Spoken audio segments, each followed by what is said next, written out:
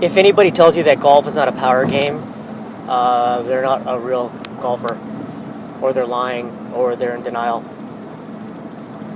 The truth is, golf is a 90% losing proposition. It's painful. If you wanted just to have fun, you could go for a nice little walk in the park. You could go for a walk on the beach with your wife. How could that not be successful? Unless your wife's beating you up for something. But golf, whatever level you're at, trying to break 100, 90, 80 par, it's mostly pain. And the competitive form of it is even more painful because you quickly find out who you are. So back to my point about golf as a power game. When I first started playing golf, I've been playing for a number of years, worked my way to an 18 handicap, and then I caddied for Chris James at Q School, which was probably the best experience for me becoming a better golfer. If you ever have the opportunity to caddy, do it. I'm talking about, in an amateur event, a competitive golf event where you can watch real golfers, real ball strikers, guys with good short games. So at Q School, I was able to watch these guys play golf, and it puts golf in a completely different dimension. And at the end of it, you realize where people lose strokes. So after Q School, Chris and I began golfing quite a bit, and I'd say I was not happy about where I was in my golf game. I hit the driver about 220 yards, and like all my good friends, Chris is pretty hard on me. In fact, he used the pussy attack on me all the time because he said, "Did you have to hit the ball further?" Of course, I would be in denial and say, "I can't. I'm only 5'2", $125." He broke me down, and then probably somewhere around 2003 in Palm Springs, we used to make these annual trips to his parents' place on Indian Wells. I began working on it and went from 18 handicap down to, at my lowest, to 3. And I'd say most of it was because of hitting the driver quite a bit further.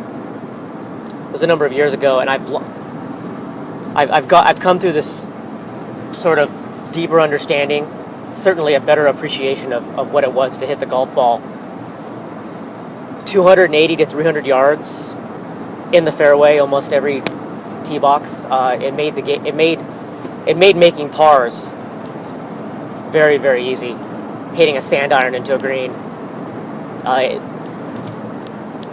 The only way that you can make 2.5 birdies around and get to be a low single-digit handicap is to hit the driver and have other things go well in your game. I'm not going to talk about putting. I'm not qualified to talk about it. That's a different topic. But hitting the driver is... When I first was studying how to do it, thought it was technique. And it is, to a large part. First of all, if your grip is all effed up, it's too weak, other setup issues, there's no way you're going to be able to hit the ball far or consistently. Those things, unless you're a knucklehead, you can get those changed. The rest of it is repetition and attitude. You have to believe that you can hit the ball a long ways. You have to believe that you can carry the ball 250, 260 yards in the air. Chris is an average-sized guy, about 6 foot tall. When he was hitting the ball the longest, when he and Kent won the Texas Floorball, regularly would hit the ball 290 to 330, probably weighing about 185, 175 pounds, depending upon whether he was going to the gym or not. Really not hugely, proportionately not a huge guy for how far he hit the ball. Jamie Sledlowski, the Canadian long drive guy, pretty diminutive compared to all the other guys that he just kills. and he's a much better golfer. So today I'm going out to Snoqualmie Ridge, playing with a couple fellows from the tournament, and I'm going to try to rebuild my driver swing. I have pages and pages and pages of notes and diagrams and blah blah ad nauseum barf excuses, but I'm going to get back to hitting the ball really long, because number one, it's fun, and it's really, really fun to outdrive guys and to take their money and then to make them look at their own equipment and look at yours and wondering what you're hitting.